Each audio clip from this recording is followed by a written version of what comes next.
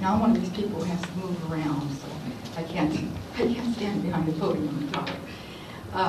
First of all, I'd like to thank all of you for coming today. I really appreciate your presence here. I was really excited when April Cox invited me to come up and do this series. I live down in Kent, Washington, so it's a day trip for me, and it's great to be here. And I thank you all for coming out. Before I get started, let me just ask you a couple of questions. Did anybody come here on the bus today? Come on the bus ferry over? C-bus, yeah. Yeah. How many people drove? Did you drive today? Is there anybody here who doesn't know how they got here, why they're here? You know, when you're multiple, that happens. You suddenly find yourself someplace and you don't know how you got there. And worse, you don't know how you can get back. You know, as a multiple, I got real adept at moving slowly out of rooms to see if somebody would say, "Come on, Jean, let's go." And then I'd walk slowly out of the building with them, and then I'd say, "Where'd you park your car?" And they go, "You drove." And I go, "Oh, where did I park my car?" And they take me to it. But did you ever lose your car? Did you lose your car? How about in a parking lot? At the airport, maybe? How about Disneyland or Disney World? Anybody been there? Disneyland, Disney World? You been there? You know, they have a huge parking lot, and they have a tram that takes you into the park. And you're getting out of the car and you're saying, "Come on, guys, we can make that tram." You know, do I have my camera? Do I have my purse? And you hop on the tram. You're halfway into the park. And you go, "Uh-oh, where to park?" And they're very good at Disney. They tell you. They say, "You're parked in Daffy." And quick, you write that down, right? And you think, okay, it's cool. And then when you get out in the evening, they drop you off at Daffy. And that's when you find out that Daffy's 40 rows deep, half a mile wide, and your car's in there somewhere. Right? Well, what were you thinking about when you parked your car? Certainly weren't thinking about what you're doing here now, right? You're at the airport, you're running into the airport, right? You're thinking, did I tell my brother I'd meet him at baggage claim if I didn't get to the gate in time? Huh? What were we doing? Dissociating. We use dissociative techniques every day of our life. We have our mind doing something else besides paying attention to what we're doing here and now. How about driving our car? Who's been driving for over a year? Over a year? Yeah, most. When you've been driving for less than a year, we spend a lot of time and energy on the mechanics of our car, don't we? But after we've been driving for a year or more, we no longer think the light turned green, apply the accelerator, or car pulled in too close in front of us, apply the brake, or we're going to turn left at the next corner, put on the turn signal. We do it automatically, right? So our mind can go do something else. We sort of multitask, like, right? We drive our car about something else. And if we drive the same path every day, we do that too, right? We train this little autopilot to take care of our driving for us. How many people drive the same path at least 3 or 4 times a week, right? You go home to work, work to home, home to school, school to home, every day, right? And we don't think about it. We know that we pull out of the parking lot, we get on the freeway, we go down 4 exits, we get off, we take a left, we take a right, we turn to the second driveway to the right, and we're home, right? We don't think about driving that way. Autopilot takes care of that for us, right? We don't think about it. So what do? We dissociate. We think about the fight we had with our sister last Thursday, or the book we're reading, or what we're going to wear out Saturday night, or what we're going to cook for supper, or something else, right? We let our minds go somewhere else. We use a dissociative technique. Now, where we get in trouble is when we change our mind. How many times have you done this? You think at lunch, I'm out of milk and bread and I want to get a paper tonight. So when I get off the freeway, I'm going to turn right instead of left, go to the grocery store. But what happens? That evening you get out in the parking lot, you start out, you get on the freeway, and what's the next thing happens? You turn into that second driveway on the right and you go, darn, how badly do I need that milk and bread and paper, right? You've done that, haven't you? You forgot to tell autopilot over here you want to go somewhere else. You went off and dissociated. And in fact, we use dissociation in our everyday lives. Every time we get lost in a book, every time we watch a movie, you know, we don't care if these kids are over here, you know, drinking pop and spilling their popcorn. We don't even know they're there because we're dissociating. We're going out in that movie or a television show, right? We use those techniques all of our lives. In reality, we have a lot of little identities that we build, right? I really think of an identity as a kind of two-way street, okay? We have a set of emotions that we put into it in the first place, and the second place, we have a set of expectations of reciprocal emotions, right? That creates an identity about it. You treat your parents different than you do your children or your siblings or your boyfriend or your girlfriend or the local librarian, or the gas station attendant, or your boss. Think about it. You've got different identities, and how quickly do we switch between those identities? Let's say that you're a student, a woman living at home, you have a younger brother, and you're having a fight with your boyfriend, right? So you have this angry little girlfriend fight going on, right? And your little brother comes in, he's cut his finger. Ooh, he needs a Band-Aid. You quickly switch from the mad girlfriend to the loving big sister. You take him to the bathroom, wash it off, put a Band-Aid on, kiss it, make it all better, send him on his way, and then bang, right back into the angry girlfriend identity, right? We switch back and forth very quickly. But the difference when you have a dissociative disorder is that you may switch back and forth between identities and not know that it's taken place. What happens is that you just become amnesiac for the period of time that you've given up that control. So you switch, just like you did from the angry girlfriend to the loving big sister, but you may not be aware that that switch has taken place. You just lost that period of time. That happened to me often. Well, let me back up a little bit. I am Darby Cline, the author of Silencing the Voices, One Woman's Triumph Over Multiple Personality Disorder. I am not a mental health professional by trade. I've worked for 33 years in computing with data processing, and I don't have the training, the background for it, but I wrote this book on the basis of my experience and in the hope of making something good out of something horrific, that in some way I could help not just the people who are going through this and their families, but perhaps the mental health professional to see what it's really like from the inside out and what it takes to recover, and also to let you know that recovery is possible. Not only possible, but desirable. I'm now happier than I've ever been in my life.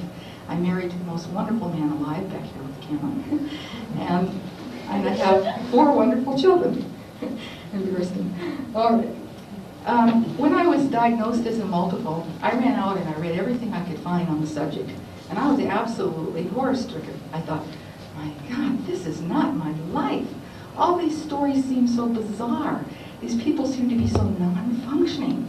And that wasn't my life. Working for the Boeing company in Seattle at the time, and I was a project manager. I had just put in a multi-million-dollar, multi-site, multiple computing system project, a month ahead of schedule and under budget, something that doesn't happen very often in corporate America.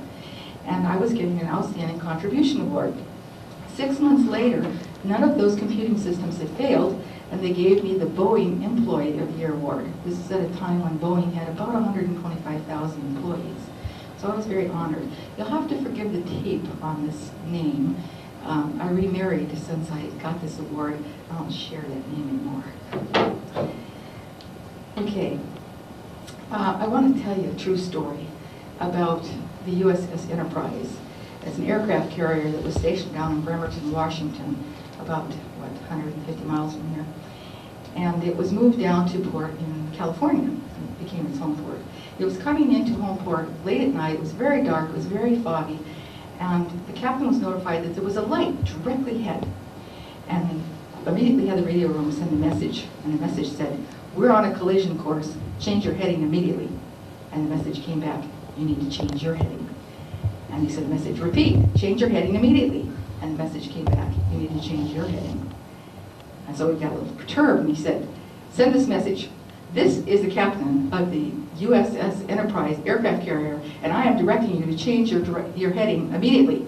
And the message came back, "This is the lighthouse, your call." Sometimes we can't just shove aside something in front of us. We have to change our heading, our direction, ourselves, so that we're not running into it. I couldn't change my childhood. It's staked in time. But I could change myself so that I wasn't running headlong into the effects of it for the rest of my life. You know, our bodies are always in the process of mending themselves. You know, we cut ourselves, bruise ourselves, burn ourselves, hopefully not break too many bones, but we're always in the process of mending. But our minds are something else. Somewhere along the way, we have to take responsibility and say, if I'm going to be well, I'm going to have to work on it. I'm going to have to take an active role. And that's what I had to do. To understand dissociation, remember that we learn through association. I want to tell you a little story about a couple of friends, Frank and Bill and his wife invited Frank and his wife over to dinner one night. And after dinner, the ladies went into the kitchen to make coffee. And Bill said to Frank, "Didn't you just come back from a memory clinic?" And Frank said, "Yeah, I did." And he said, "What'd you learn?" He said, "Oh, they taught us all the latest techniques for recall, especially association." And he said, "Oh, that's wonderful. What's the name of the clinic?" And Frank said, "Oh, I know. What's that that flower with the long stem and the thorns?" And he goes, Bill said, "Oh, you mean a rose?" And he said, "Yeah, that's it. Hey, Rose, what was the name of that clinic?" Associations. We build them all our lives. We build them before we're born. You know, newborn babies are often laid on their mother's stomach and chest because the heartbeat's familiar to them. And we're always looking for the familiar. The familiar comforts us. How many times have you walked into a room and went, "Well, he's got a nose just like my Uncle Joe," or "She walks with a little limp just like my mother used to"? You know, we're always seeking out the familiar. How many times have you been someplace you know you've never been before, but you go, "Boy, this feels familiar"? You know, because we're always seeking out that familiar. So we build these associations. Now we build associations for objects, and we build associations for experiences. They're kind of like tree structures. We kind of tag those pieces that we recognize. Let's say, for instance, even before you have verbal skills, your mom takes you down to the park in a stroller, and the first thing that happens is a cat comes across the road, and you're thinking, "Oh, what's that?" And Mom says, "It's a cat. Look, it's a cat." And even though you don't have the verbal words, you recognize that it's black, it's alive, it's moving, it's a cat, right? But 20 paces further down, there's a crow, and it's hopping across the road. It meets all the criteria in the tree that you just built, right? So you're thinking cat. Mom says, "No, look, what?" And it takes off flying. It's a bird. So you put a new category of association in there. It flies, it's a bird. But of course, 20 pieces down, there's a black butterfly, and it meets all the criteria. And you're far too young to develop the concept of large and small at this point, but they tell you it's a butterfly, right? And then you go home to supper, and Dad blows it all for you and says, "Pass the butter." It doesn't meet any of the criteria. But we build these trees of associations for our experiences as well. And we may attach all kinds of things to them. All of ours attached to those associations. And so when we recall them, we can recall them with multiple keys. You know, if you think of a database, we can recall them. We might have hidden memories that we recall by smell. Say your grandmother died when you were 3 years old, but she used to be really loving and give you lots of nice words and lots of hugs when you were little. And suppose further that she's baked snickerdoodles, so that every time you walk into the house, anybody's house, and smell cinnamon for the rest of your life, probably, you get a nice, warm, cozy feeling inside, because you associate that with the love that your grandmother gave you and the smell of the cinnamon in her house. Okay, I want to talk about how we get those memories back. And in the process of that, I'm going to pass around a candle, talk about associations. It looks like Jell-O, but please don't eat any. Take it, close your eyes, smell it, and try to capture the picture that comes to mind when you smell this candle. I thought originally when I came out to speak that I'd just get a little pine spray and spray it in the air for you, but they don't make pine spray anymore. Everything's country kitchen, country garden or something. Anyway, so if you do that. Now let's talk about how we get those memories back. Because we built this whole series of associations, we can get all kinds of things that trigger it back. They can be sights, that is locations. They can be sounds. They can be tactile feelings. They can be some movement, somebody's gesture, somebody's facial expression. They can be tastes. But the strongest one is smell. Smell is directly hooked to your midbrain. So it'll bring back memory faster and more vivid than almost any other sense. And so, but I had a friend who was triggered by sound. My friend's name was Peter. And I was working with Peter at a company one time, and we're in the cafeteria, and a glass broke back in the kitchen. And I saw Peter just absolutely gripping the edge of the table. And I said, "Peter, what's going on?" And he said, "Well, he was in an accident several years back, don't worry about it." I said, "No, Peter, this is not normal. You need to get some help." He was going through a panic attack from the sound of breaking glass. Now, it was a really horrific accident, and so I thought, well, yeah, you know, you would feel really bad for a long time. But, you know, this was not reasonable. Have you ever been a little fender bender? You know, You're hanging up your cellular phone, down, go bump into somebody. You know, if you do that, you probably remember all of it for the rest of your life with embarrassment.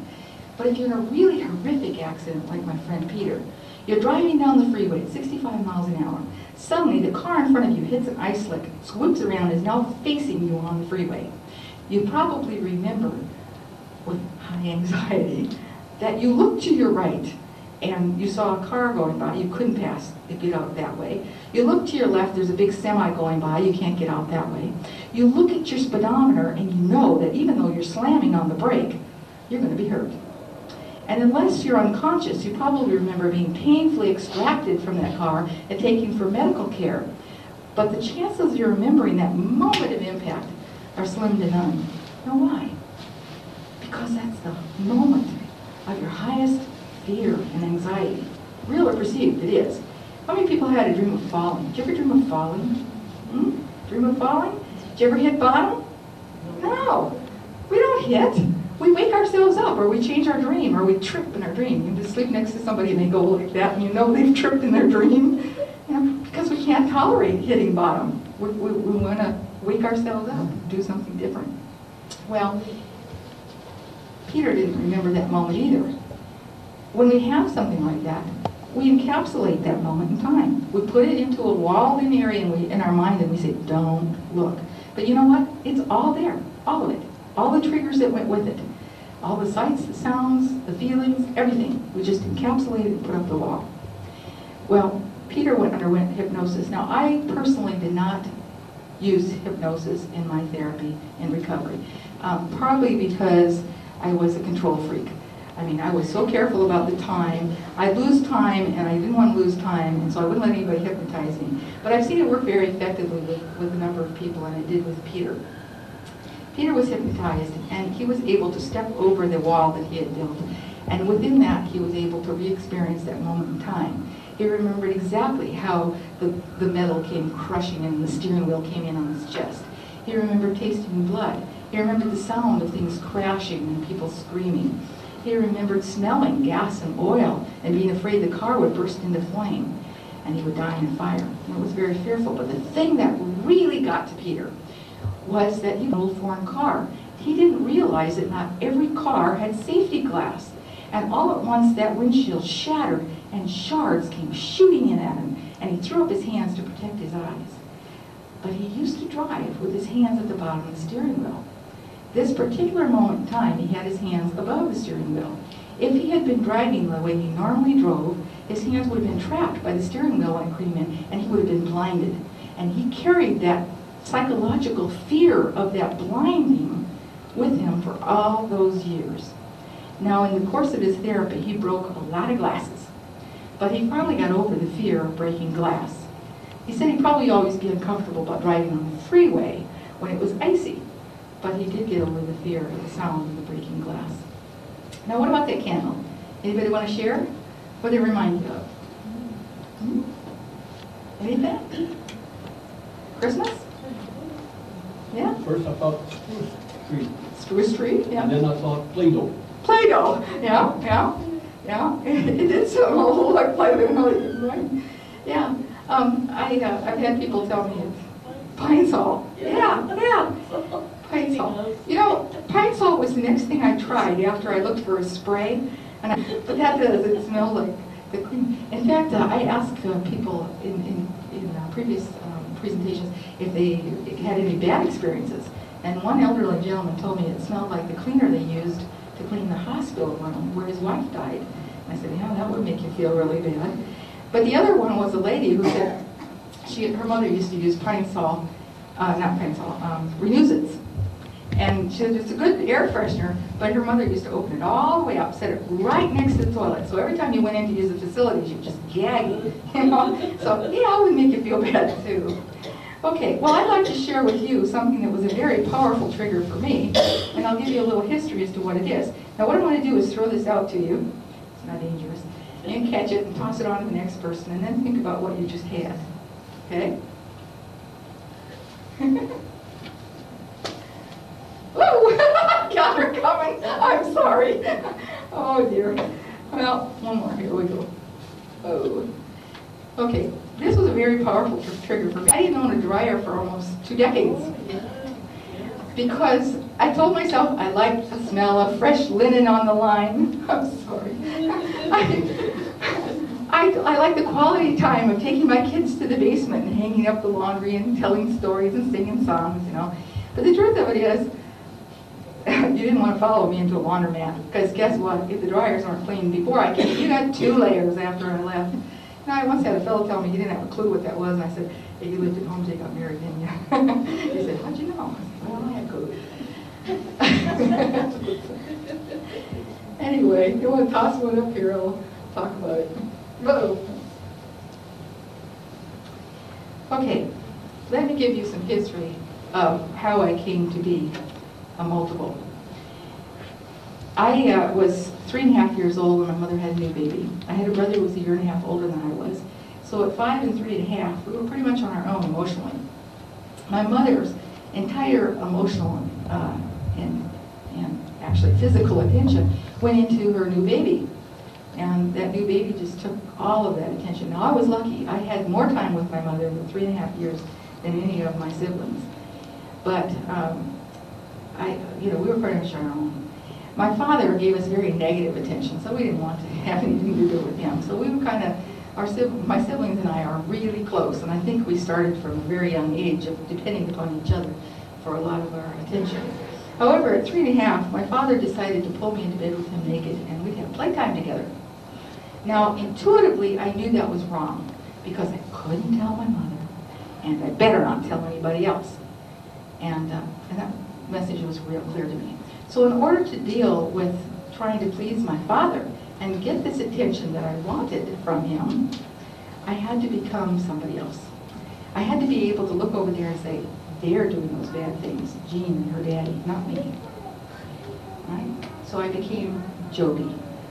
And Jody was looking out for number 1. Okay? Jean and her daddy, Jean could be good to everybody, but Jody on me. Okay? At 5.5, I became my daddy's favorite. He took me everywhere with him. He was an accomplished pianist, and he used to enter me in little talent contests. And I'd win little cameras and radios and things like that. And he'd play and I'd sing. But he also took me to the basement and did terrible things. Now, the physical and sexual abuse I endured happened in the laundry room of the house that I grew up in. And the dryer was not properly vented. And over time, everything in the room, including the floor, got coated in dryer lint. And so when I was struggling in pain, fear, and grabbing hold of anything I could hold on to, I was ending up with was dryer lint. And it became a powerful trigger for me. Couldn't touch it, couldn't stand it. And yet when I had to, if I actually ended up with it in my hand, I would hear screaming in my head. It was just that powerful trigger for me. Well, now, I handled a lot of dryer lint in my therapy, like Peter did glasses, and there's nothing dangerous about it. I wouldn't want to eat it, but it's nothing really dangerous. Okay, I want to tell you an old and corny joke. Bear with me if you've heard it. There was a woman who wanted to be a scientist, so she decided to study frogs. Did the old Palos dog theory, feed the frog a fly, and snap your fingers and say jump, and the frog would jump, right? So after a while, she said, I'm going to do some measurements. So she took the frog, set it on the table, said, jump. The frog jumped, 16 inches, good jumper, right?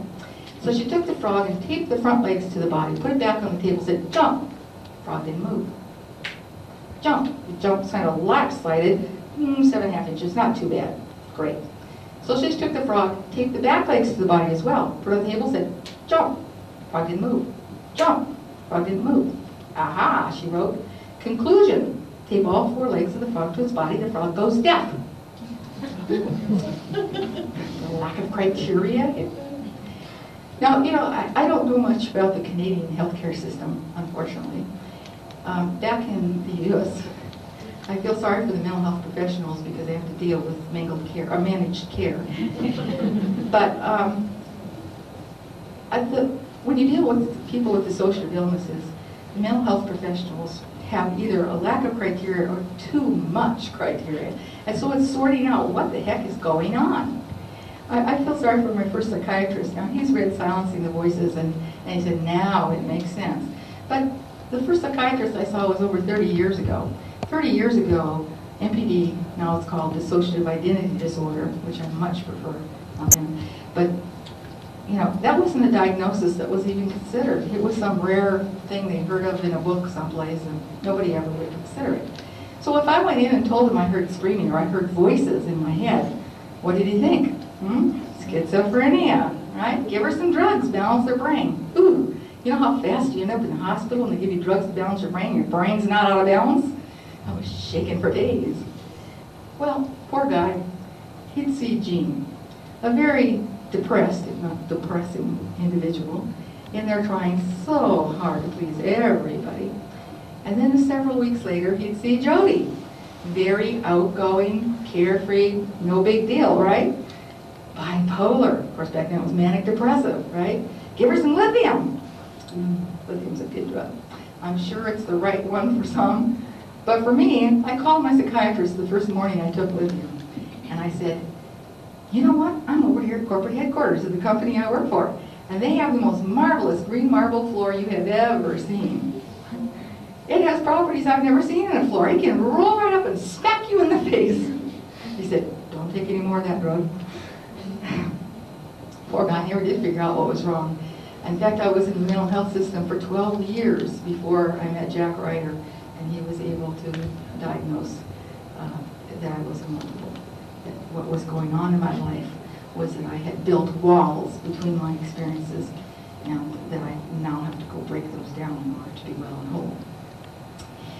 Well, I want to tell you a little joke about ducks.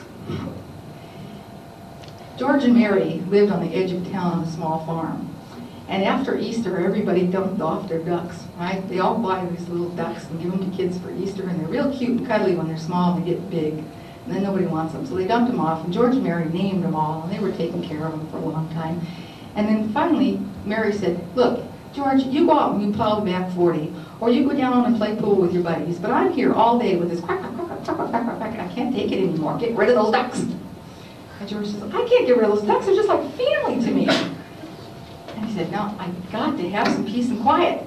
Well, George just loved those ducks, so he went over to his neighbors and he said, Sam, Mary just needs a break. She needs some peace and quiet. Please, I can't do it to the zoo. I'm taking Mary to the movies tomorrow. I want the ducks gone when I get back. Mary needs some peace. So they went to the movies, they came back, and all the ducks were gone. Peace reigned. They were overjoyed. They sat and ate their dinner, and by George goes, I'm sure going to miss those ducks. And all of a sudden, there's a knock at the door. They open the door, and here's Sam with all the ducks.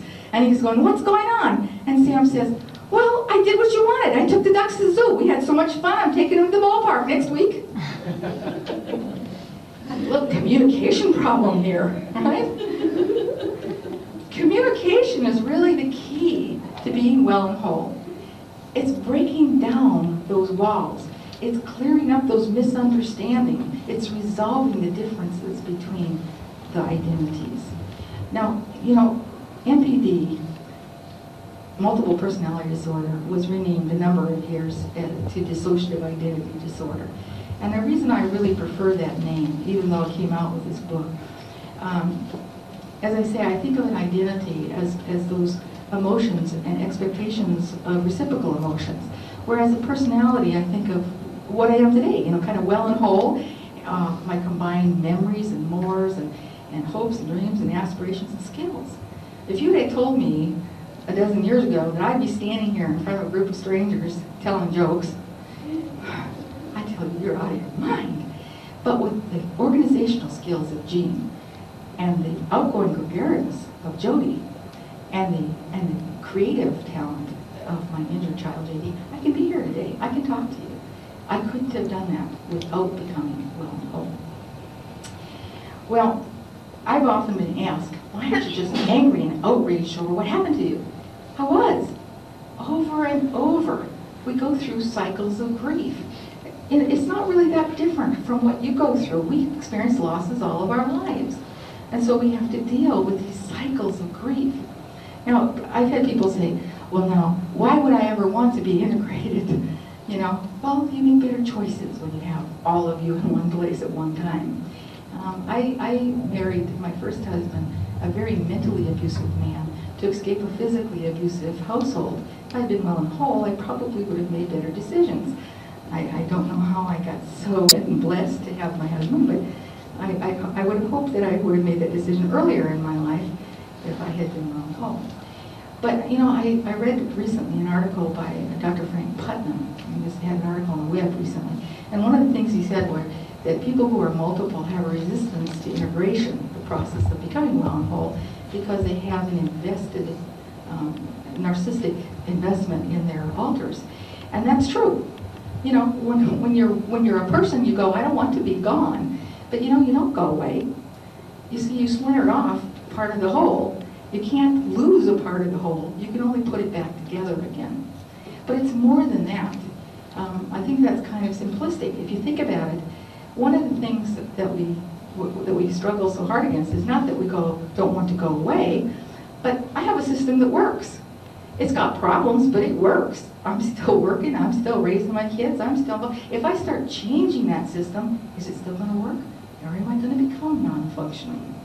I don't know if I want to find out. I don't know if I want to try this. The other thing is, we have a fear of the unknown that goes beyond that. I put up those walls for a reason. I didn't want to deal with that pain. Why should I want to now? You know, it's kind of that fear of having to relive it, the abreaction, if you will, that we don't want to do.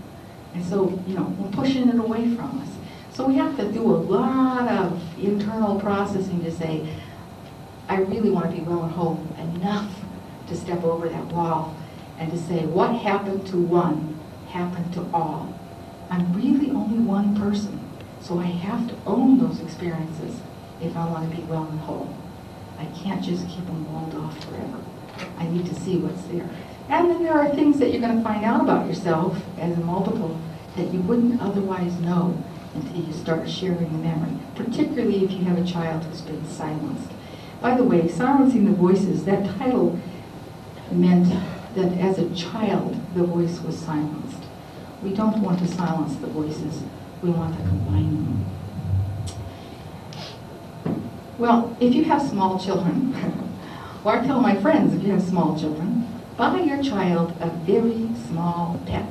Not a dog or a cat, a gerbil, a hamster, a hedgehog, a white rat, a guinea pig, something with a real short lifespan.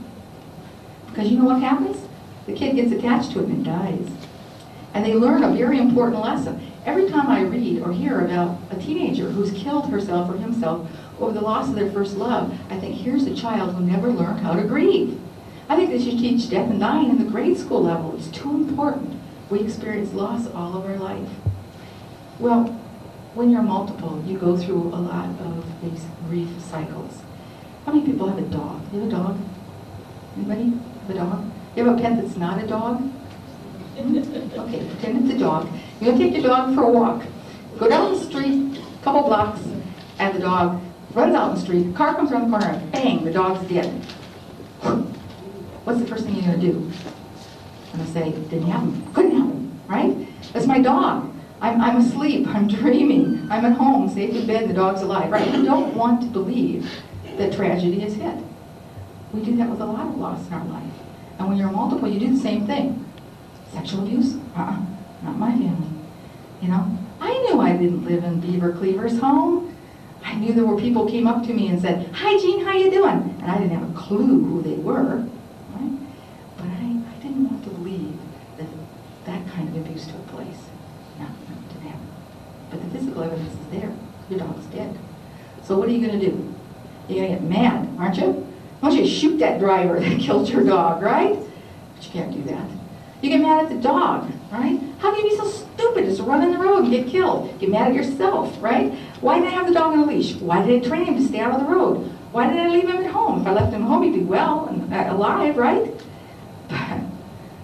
But he's dead. You get mad at God. How could you let this happen to my poor innocent animal, right? You get mad at the devil or evil or Satan in the world or whatever it is for bringing death. Even though you know death is part of the life cycle, you get mad. Not my dog, not now. Well, the same thing happened when I was a multiple. I got mad, and the anger went everywhere. I got mad at myself for being small and vulnerable and not telling. Even if I was tortured and punished not to tell anybody anything, I still got mad. Surely it would have stopped if I told them. I got mad at my perpetrator, but guess what? I couldn't shoot my father any more than you could shoot the guy who killed your dog, right? I had to deal with it differently. I got mad at God. How could you let this happen to an innocent child? I got mad at the devil. How could you how could you make this man as sick as to do those things to me? The anger went everywhere. But I had to deal with it, just as you have to deal with your anger. So what do you do with anger? If you don't take action, it feeds on you. Now, I didn't confront my father directly. I didn't want to give him an opportunity to say no. In the book, I wrote a little incident where my sister was doing her homework in the living room, or in the dining room, and my father walked in and kicked the cat. And she said, "You kicked the cat!" And he whipped around and said, "I did not kick the cat." And she's thinking, okay, the cat just threw himself sideways onto your shoe and then up on the wall 3 feet and ran out of the room screaming, "But you did not kick the cat. Now I think I'm going to be leaving, so I'm not the next one who doesn't get kicked." You see, he was so immediate with his denial that I knew that he would deny it. But I wasn't alone. So my 3 sisters and I confronted our mother. Unfortunately, my mother still lives with my father. Went home, didn't call. I finally called her and I said, "Well, did you confront him?" And she said, "Well, I asked him if he was sexually abused as a child, and he said he wasn't either." I knew we lost my mother too. Well, my sister and I used to take those pumpkins that they leave out in the fields after Halloween and Thanksgiving, the little gnarly ones that nobody wants.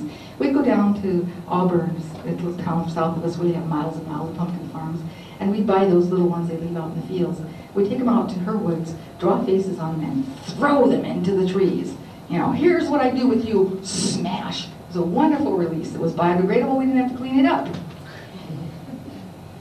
In the book, I write a little story about throwing dishes. We used to buy all these little clunky dishes, and we'd write nasty things on them that we'd never be able to verbalize, right? We'd spread a big paint tarp over a stump out in her woods, and we'd throw the dishes into the stump. Well, I didn't go far enough in the story because we'd roll that tarp up, put it in a box, and carry it. She'd take one side, I'd take the other, and we'd haul it over to the dumpster. But we'd have to stop about every few feet, put the thing down. We'd be laughing so hard because, you see, my father likes to work jigsaw puzzles. So we kept saying, "What if we just slap a label on it and mail it to him?" He'd be wondering, going, "What is this?" Well, we didn't do it, but it was a good therapy to think about doing it. So we did get past the anger. We did that lots of times because we went through lots of cycles. Okay, once we relieve the anger, though, what's next? Then we're going to go into grieving, right? Your dog's dead. You can't do anything about it. You can't shoot the driver of the car. You're going to grieve. You're going to grieve for the dog for the loss of his life. You're going to grieve for yourself for the loss of the dog's companionship. It's going to hurt. Well, the same thing happened to me when I was a multiple. I grieved over loss of my childhood. I wondered what I could have done with my life if I had been well and whole from the beginning. I looked back over my shoulder and I'd say, what decisions would I have made differently if I had not been crippled by dissociative disorder? Well, it doesn't work. After a while, you have to say, I've taken on enough, I've integrated, I'm not going to look over my shoulder the rest of my life, because when I'm looking back, what can't I do? You got to go forward. I can't go forward. If I want to be productive, I've got to say, this is where I am, I'm going to move forward. And eventually, you'll be with your dog. Okay, I'm going to give you one more joke, and then I'm going to read a little piece from my book, and then I'll open it for questions. There was a woman, I'm going to say a computing consultant, since that's what I did. How many people have a computer? Do you have a computer or work with a computer? Yeah. Well, you know when you have a computer, that as soon as you buy anything, software, hardware for it, before the door closes behind you, it's obsolete, right? You turn around and walk back in, they say, we don't sell that anymore. Here's the newest, latest, greatest. Being in the computing industry had a couple of advantages for me. For one thing, you didn't have to know it all, right? You could go in a meeting and they ask you, do you think Java will generate your GUI front end? And you go, I don't know. You pretend that you knew that they weren't talking about jelly donuts and coffee. And then you go out and look it up later and find out that Java is an environment like NT and DOS and OS2 and whatever. And GUI is not GUI like a donut, but GUI, the graphical user interface. that part of a computing system that comes up to you when you bring up an application. But you know, you could make it better the next time after having looked it up. But also, I worked in security areas, and guess what? They wore name badges. An advantage when you don't know who it is that's talking to you. You say, "Oh, Bob, you know, I don't know your answer, but I'll look it up." Well, you know, I'm going to talk about a computing consultant. The computing consultant was reportedly at her office doing work for her client, when in reality she was out here on the golf course. You have a lot of nice golf courses. Anyway, she was out on the golf course, just on the 11th tee, just about to tee off when bang, fell over dead, found herself before St. Peter, the pearly gates, said, "Whoa, what happened?" And St. Peter said, "Isn't your name Joanna White?" And she said, "Yes, it is." And she said, "Well, Joanna, it's April 19th, 1998. You're right on time." I said, "What? I can't be dead." She said, "No, here you are, Joanna White, age 92. 92? I'm only 52. I'm supposed to live for another 40 years. He goes, "No, we don't make those kinds of mistakes. Look right here. April 19th, 1998, Joanna White, age 9. Oh, I see where we made our mistake. We calculated your age based on your billable hours." Case for honesty. When I did Silencing the Voices, I wanted it to be as honest as I possibly could make it. I had it read by my husband, my doctors, my spouse, my children, my pastor, all of my grown siblings, my grown children, anybody who was in here. In fact, my husband, sweetheart as he is, his best friend called me up and he said, "You're going to have to change this page about me." I said, "Why is that?" And he said, "I said Dawn was weird, not strange." Well, we were made for each other. Anyway, I sent this to be critiqued by a wonderful author in her own right, Peggy King Anderson. And she called me after she read it. She said, "I can't believe you're making yourself as vulnerable as you are by being as open and honest about your thoughts and feelings as you are in Silencing the Voices."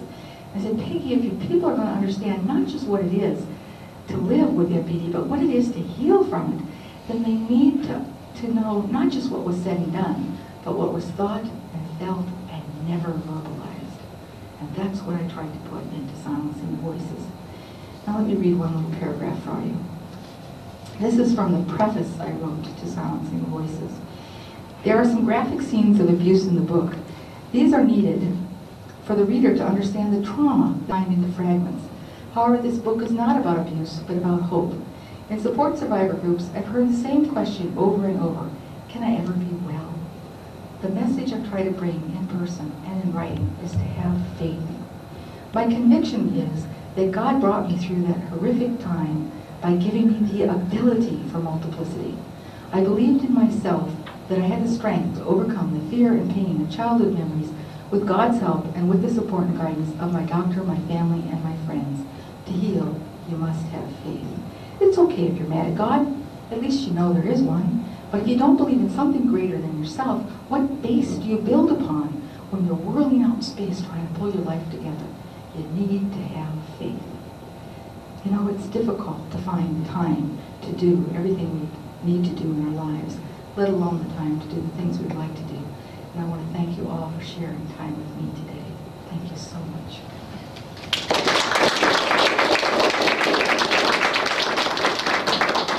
Okay, do we have questions? Yes. Gina, I have a question which is to ask you, as you are now, the Jody and any other multiples that you have, are they totally integrated? Yes, I am totally integrated. I am Jean and Jody and JD. So not even for 5 minutes on February the 16th, are you in touch with them? I am always in touch with all of them. Except, of course, when I dissociate watching a movie. Yes, but yes, I am well and whole. And I have met, in the last 8 years, approximately 150 people who have identified themselves as being multiple, and have talked with them, some of them for hours, about their process of getting well and whole, or where they are in their process. And I've been thinking about writing a follow-up little book on what I have discovered about it that I haven't seen anywhere, just from the fact that I have probably the most vast sampling of anybody I've heard of. But yeah. it's really amazing. Dr. Ryder writes a wonderful little analogy here in his board about integration. When I read it, I thought, boy, this is so true. The so-called or fusion of the parts is one goal in therapy, allowing the person to feel more whole, intact, in control, and to live without the symptoms that occasion therapy in the first place. Before fusion, alters often question, do I have to be gone? I don't want to go away. I tried to explain that a person is like an orchestra. When things are going well, the orchestra, that is the integrated individual, plays in a synchronized manner, and the sound, that is how the individual deals with life, is harmonious. We can still hear the individual instruments or parts, but they're well blended into the orchestral music. And that's truly how this works. Yes? My somewhat wrong experience is that most people have encountered with MPD or IDD have more than 3 personalities, and quite a few more. Yeah, his question was, I think, why is it I only had 3 and many others have many? Also, I imagine that would mean it's a little piece, maybe the trauma is less, I don't know how to measure it. Well, let me give you a little bit of what I found and what I'm talking about, doing a follow-up on. I think that the older the child is when violent abuse commences, the more likely they are to have a fewer number of identities. I had a sort of loving, even though it was harmful, relationship with my father at 3½. The people that I've met that have been under the age of 3 tend to have many, many more identities than I did. And really violent sexual abuse didn't begin until I was age 5½. And in general, I haven't met anybody whose abuse did not begin before the age of 5. Most of them have been, but those that have before the age of 3, and many of them are from birth, tend to have many, many more identities. I have met a number of people who had 2 or 3 identities like I had. One of the fellows that I correspond with had 5, and we talked about the similarities of the ages in which abuse occurred. I also see 2 very distinctive structures in MPD, and I don't know, can I get a little clue? How many of you people are in some way in the mental or medical health other than a patient? Can you just kind of, oh, wow, quite a few. Well, I don't know what the background is, but I've seen 2 very distinctly different structures of MPD patients. Mine was a hierarchical structure. As Jean, I was unaware of anybody. Now, these aren't technical terms, they're just what I call them, okay? But I was a hierarchical structure. As Jean, I was unaware that there was anybody else. As Jody, I was aware that there was Jean, okay? But I didn't know there was anyone else. The wall was too thick over here.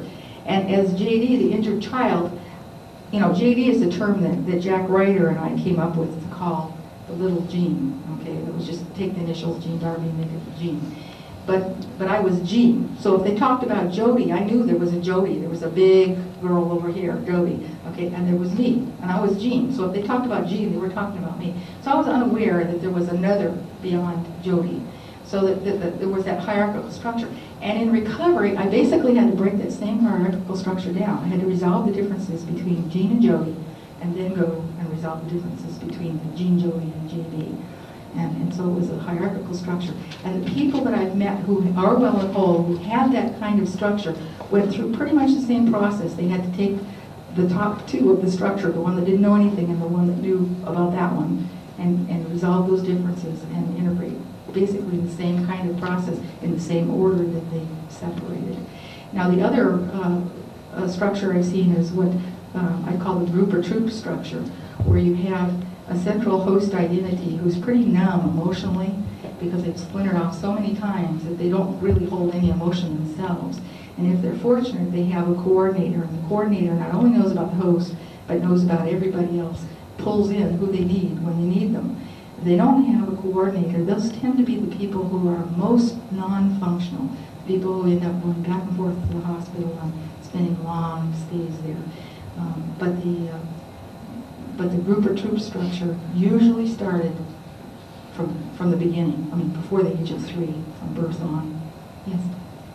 As part of getting well and whole, Does one have to confront the abuser? I didn't. I confronted him indirectly. I've met people who felt that they absolutely couldn't until they just were to scream in their face and say, "You did this to me." I don't know that they have to. I think in many cases they can't. The abuser's dead, and so that's not a possibility. I don't think It that's isn't necessarily a part of getting. I haven't. In fact, about half the people that I've met who are well and whole now said no, they didn't. They didn't want to. They didn't want, like I did. They didn't want to even give a chance to say, "No, I didn't do this to you," when you well, did. Yes. Her practical 3 phases of E. Yes. She has 3 personalities and also civil. But she's got about 22 personalities. When a person has got more than big enough and large enough like civil, would it take her much more therapy, treatment, medication in a long period of time to recover? I haven't found that to be true. And I'll tell you why. And I think, and again, this is just my theory in talking with people who've recovered. Very often when they've splintered off into many, many little identities, the differences in order to resolve those little pieces are pretty small. And once they go through a single incident of abuse, it may be only a single incident of abuse that has caused that little identity to splinter off, and then they can integrate that one in. So, I've met people who've made the trip in half the time that were the group of troop type than I have. So, I don't know. Yes, what Yes. When you talk about becoming well and whole or recovering, whatever, do you believe that it's necessary to have integration, or are there other possibilities? In the Word, Could you yes. say something about that? I talked to, I was out at Norwich University last week. It's Thursday, it must be wrong, 2 weeks ago. And I was talking to a counselor out there who said that she had a patient who was cooperative, that they knew all the identities and that they cooperated. But I've talked to people who were well and whole who were in that cooperative state, and what they said was it doesn't work. It doesn't work. No matter how much you talk over a decision in your life, the one who makes the decision and takes the action is the one in control of the time. Sorry, it just doesn't work. Now, all these systems work at some point because you became adult and you moved out. That's why I say, if I change the system, am I still going to be as functional as I have been? But cooperation just doesn't work. It doesn't. And when I talked to the counselor, I said, I have to ask myself, why are you still separated? Because I didn't have something that said, okay, now I'm going to sew these parts together. There wasn't a real process of putting these pieces together. It just happened as a consequence of resolving the differences. So I wondered, what material is she still in conflict with that's causing that separation to remain? Because once that's resolved, it just goes. You become one. So I think that integration, I've heard this debated back and forth, but I don't believe there's another goal. I think it's integration. Yes. Once you were given your diagnosis, how long did your therapy go on for, and what were some of the things that were very helpful for you in that therapy? I actually was in therapy from the time that I was diagnosed till I was well and whole for 10 years. Now I've met a lot of people who made that trip much faster. I think part of the thing was, there were two different times when I ran away for months from Dr. Ryder. I just said, I can't deal with this. And so he got a little better about it. He didn't use drugs in therapy, except for after he recognized that I was going to run away. If I got really over anxious, if I was dealing with a lot of pain, when I'm talking about grieving, probably the hardest grieving I went through was to say that the daddy who loved me and that monster in the basement was one and the same, and giving him up. That was real hard. And when I was going through that period of time, I just got really anxious. I could hardly work. And so he gave me, something to calm me down for a short period of time. And then there were short periods of time when I got extremely depressed about things. And then he would give me some medication to lift, Elevil or something like that, to help me out in that period of time. But as a whole, I haven't found any drugs that work. Sybil, by the way, was also schizophrenic, And Sybil, by the way, is well and whole today. Once they got her medication right, then they were able to work through therapy. Stuart Stern's the screenwriter for the movie Sybil, and he read Silencing the Voices, and he keeps in contact with Sybil, and she's doing okay. I used a lot of dream therapy in my process. Not so much that we discussed the dreams, but writing them down helped Jack, the writer, to kind of track what was going on. And it's really gave him a biggest clue as to what was going on, because he kept saying, no, this doesn't make sense. These dreams don't have a continuum. And then when the first time he saw Jody, he just went right in, oh boy, now this makes sense, because these aren't the dreams of the same individual. So, yeah. I'm trying to think. Art therapy, JD did a lot of pictures, which then Jack presented to me to say, explain this to me. And then that would bring on a whole set of reactions, and things like that. But mostly it was just talk therapy. Now, the other factor that took so long was that Jack was moving into forensic psychiatry a great deal. And for those who don't know, forensic means of or for the court. I told that to an editor one time, that Jack was moving into forensic psychiatry, and she said, what does a psychiatrist do with a dead person? I went, oh, wait a minute, this woman's been watching too much Quincy. They used to start out, I'm Quincy, the pathologist, forensic pathologist for the law. And for some reason, they've got it tied up, but law students study forensics, which is an art of court debate. Anyway, but Jack was moving into that, and consequently, he would get calls all days, times of day and night, to go down to the court and evaluate somebody. And so he'd cancel appointment after appointment. And so it took me a long time. I mean, you don't see anybody for 3 months, then you don't make much progress. So yeah, I ended up working with another therapist. Didn't end up with a book, but yeah, to finish up my therapy.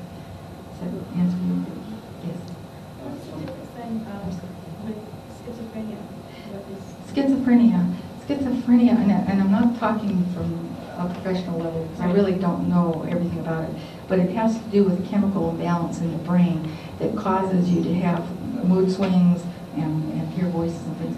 When I talk about hearing voices, I talk to a number of MPD patients who've heard voices. It's either their alters talking or the screaming and reaction or whatever, like I had. But schizophrenics normally hear voices outside. When I was in junior high school, there was a girl who was a friend of mine, and she used to tell me that the telephone talked to her. I said, yeah, the telephone talks to me too. I pick it up. My mother says, get those dishes done before you get home. And she said, no, I don't have to pick it up. It just talks to me. And I'm going, ooh, But I met her about 20 years later, and she said, well, now the telephone doesn't talk to me anymore unless there's somebody at the other end. I take my medication now. Sybil, she was schizophrenic? Yeah, she was schizophrenic and multiple. Is she still on drugs? Yes, schizophrenia, once they get the drugs in balance, is my understanding, they take them for the rest of their life. Yeah, you see, I've not been diagnosed, but I have been through a process over the last 10 years. And the information that's coming to me now, because I've done it totally without, 98%, without the help of psychiatrists or psychologists, I've gone totally the holistic route, is schizophrenia. But prior to that, I was reading about multiple personality because I knew that something's off here and I needed to heal this. Mm-hmm. So that's why I was asking what the difference between that and schizophrenia. And I believe that drugs, you don't have to do it. That would be my. Oh, okay, good. I'm waiting to see it, because I apologize, but I I've done it am. without drugs. Well, great. Congratulations. I think it's great. Yes. In the books, it mentions that her mother was a schizophrenic. So would that be passed on through the genes? I really don't know. I really don't. You hear There's accounts of separate personalities that have certain illnesses, and another personality does not have the illness or certain symptoms. I was wondering what you think the implications of that are for somebody that is healthy. Well, I don't know. I didn't have that problem with having different kinds of reactions, but I have met a number of MPD patients who say, well, I smoke, but she doesn't, or, because I have a nicotine addiction and she doesn't. Another identity. I had one fellow who told me he was allergic to cats and dogs and horses and everything, and every time he got near one, he'd start sneezing, his eyes run and everything else, where he said none of my alters did have problems with it. So, I don't know, really.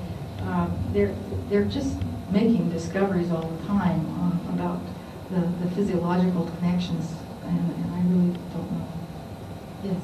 In conflict techniques that Jack used, could you say what it was about him that made him a successful, maybe even a life?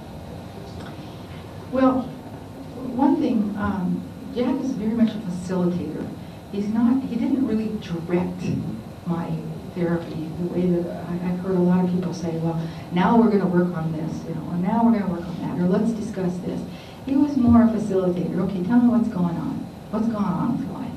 And then if I mentioned something, then he would say, well, can you tell me more about that, or how do you feel about that? Or, he was very much a facilitator rather than a director of my therapy. I found that very rewarding. On the other hand, he wouldn't let me sit and say nothing. Come on, open up. The one thing I think it irritated me a lot at the time, but I found in retrospect it was very useful. He would not let me disown anything. So if I started to say, well, she did those bad things, it was like, beg your pardon?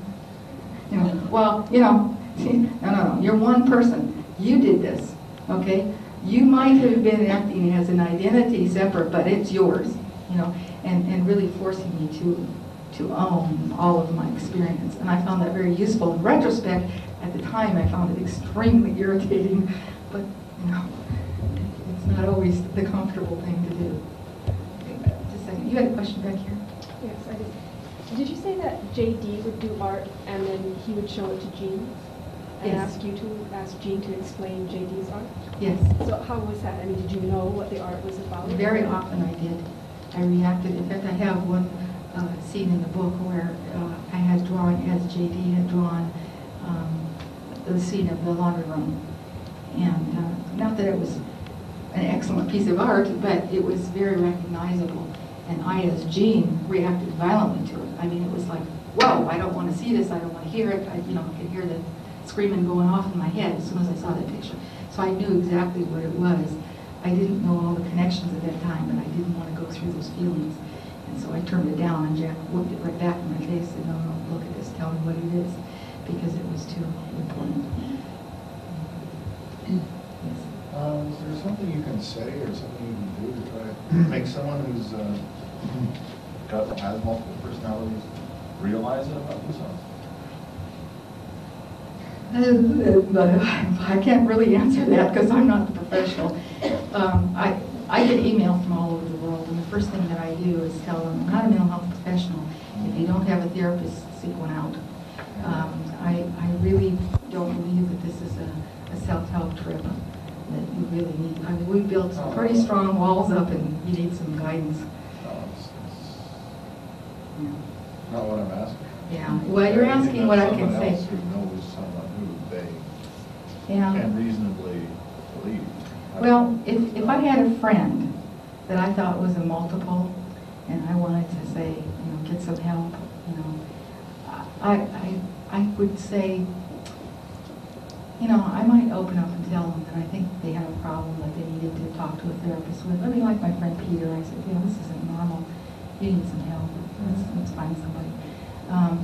I had one fellow that I met recently whose girlfriend, he was sure was a multiple, and he couldn't get her to go to a therapist. He said, I talked to her, and I said, I'll tell you what you do.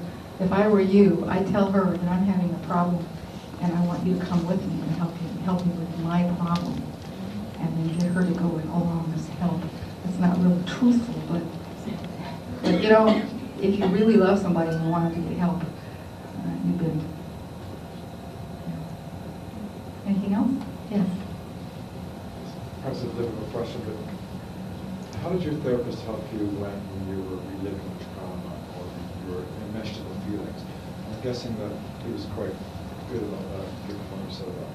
Yeah, it took a while for him to be able to really support me through it because he was so afraid that touching me in any way would cause cause a negative reaction. And in fact, the first time that he was successful in bringing JD out in his office, he actually brought his wife in, who was a therapist. And had, so he said, I wanted a woman sitting right next to you when this happened, because I didn't want you to suddenly find yourself in a room with a huge man. He's 6'4", I mean, he's not, yeah, he did that.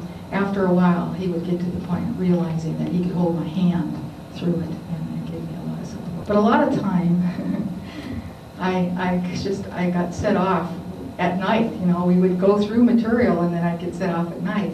And fortunately, during that period of time, I was married to this wonderful man back here. And, you know, Stuart Stern, who read the book, read Silencing the Voices, called me up and he said, this is absolutely riveting. And I just fell in love with your husband. So if you read the book. Also, in the back of the book, Don has written some questions. I really like this. Questions for Don Cline, the husband of an MPD patient. And they were so good. I sent them to the publisher thinking they'd use them for publicity, but they said, oh, no, this has to go in the book. And the first one was I nervous about marrying a multiple? And I thought, I didn't really ever think about that, but naturally it would be on your mind, you know. I thought he'd be nervous about marrying me with 3 teenage daughters. Anyway, there's some good insight on that. But yeah, that's he had to work into what he could do, and to the point where he could give me a hug if I was in pain. There's a lot of controversy about how much people need to re-experience original trauma in order to heal. What's your sense of that? I think that you have to relive enough to realize that it really did happen to you, because we put up that wall saying, no, no, no, no, no, no, no. And until we can say, yeah, this happened, and own that experience, I don't think you have to go through it forever and ever and ever. Enough is enough. But once you can own it, then you can throw it all back. You know, there's nothing makes me madder than when I'm in therapy with somebody say, why don't you forget it, put it behind you and get on with your life. I go, oh, wait a minute, I've been doing that all along. I put up that wall and I've been moving on and on and on. I can't put it behind me till I see it in front of me and deal with it. But at some point I've dealt with enough of it that I can move on. Yeah. Thank you. Yes. I just want to make a comment to that. In my particular case, I found that what's important is just to feel the feelings, not necessarily get into analyzing, but just allow the feelings and Absolutely. to allow them just to be and Yeah, that is the most important thing. It's not every individual incident of abuse, but it's that whole feeling that I was helpless and injured and going on with it. Anyway, yes. How did you know that the integration was complete? When I suddenly realized that I was driving a car, I suddenly realized that I was JD, because it shouldn't seem outstanding to me that I would be driving a car. I've been driving all my life. And it was like, oh, okay, I'm here. Okay, so I knew at that point. Now, I will tell you a little story. I hadn't intended to get into this, and we're getting late, but I'm going to tell it to you in a minute. Silencing the Voices ends one step before the end. That book is 416 pages long. So, you know, what do you put in and what do you put out? You know, you don't want to end up writing forever, and nobody wants to read forever. But after I had integrated Jean and Jody and JD, it was probably, I don't know, 4 months, 5 months after that, I started getting a headache right down the line in my eye. And, you know, I thought, oh, there's something wrong with my eye, and I went to the eye doctor, and there's something wrong with my glasses. And, you know, that was back to, well, what's going on? Well, there was a placeholder, a little bit of memory that held an abusive scene from when I was 2.5. Nobody remembers anything from the 2.5. You know, all I felt was this pain. But, you know, eventually we were able, mostly through self-hypnosis, you know, concentrating on that pain. I didn't undergo hypnosis, but, you know, I was taught to later concentrate on it. But to find out what that memory was. Now, the reason it's so interesting to me is that it is the only memory of being 2.5 that I can remember. I mean, who remembers anything from 2.5? But because it was an abusive scene, everything in that moment was encapsulated. It's really an amazing piece of memory. I was 2.5, and I know I was 2.5 because my brother was 4. It was his 4th birthday. It was right after World War II, and the toy manufacturers had just reissued metal and rubber to the had just been reissued metal and rubber. And so here we had a Tonka truck that he got for his birthday. It had rubber wheels. We had wooden floors in this little 2-story duplex we lived in. And, oh man, this thing rolls on the floor without making noise. And my brother and I got into a fight over it. And my father all of a sudden grabbed Matt up and started smacking him. And of course I started immediately saying, don't hit Matt, because I knew that was my fault. I was playing with his truck. And but at that point, my father just smacked me to the floor, and I looked up the staircase. Now, I don't know what the trajectory is of a straight staircase up one story, maybe 16, 18 feet up. But to me, that staircase is 100 feet high with stairs 3 feet high. I mean, that's what it looks like when you're 2.5 years old, laying on the floor. But, so I don't ever want to see that duplex for reality, because it's my own little mental, Honey, I Shrunk the Kids view of the world. But in any case, he said, your mother's not here.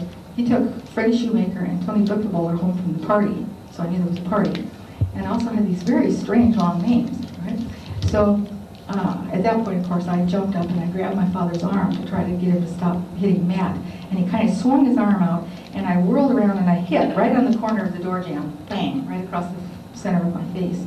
And ergo, I had this pain, this line of pain from hitting the door and getting knocked unconscious. Well, what was interesting about it is that it was the one thing from my childhood that I could really verify without anybody really understanding that that's what I was doing. I invited my mother up to get hanging fuchsia for her porch for her birthday in May last year. And I wanted to get some bushes for my garden. And so I said, let's go out in the back here. And, we wandered way out in the nursery to get some bushes. And while we're walking out there, just walking along, I said, by the way, I wonder whatever happened to Freddie Shoemaker and Tony Buckabowler. And she turned around and she looked at me. She said, how can you possibly remember those names? You weren't even 3 years old when we moved from that city, and we haven't seen or heard from them since. And I went, yes! Because it verified that little memory of being 2.5. Otherwise, there's no way I would know. No way. So, another little success for me. Anyway, it's getting late, and I need to wrap up, but I want to thank you again for coming and for all your insightful questions and your interest and your patience and putting up with my corny jokes. Thank you.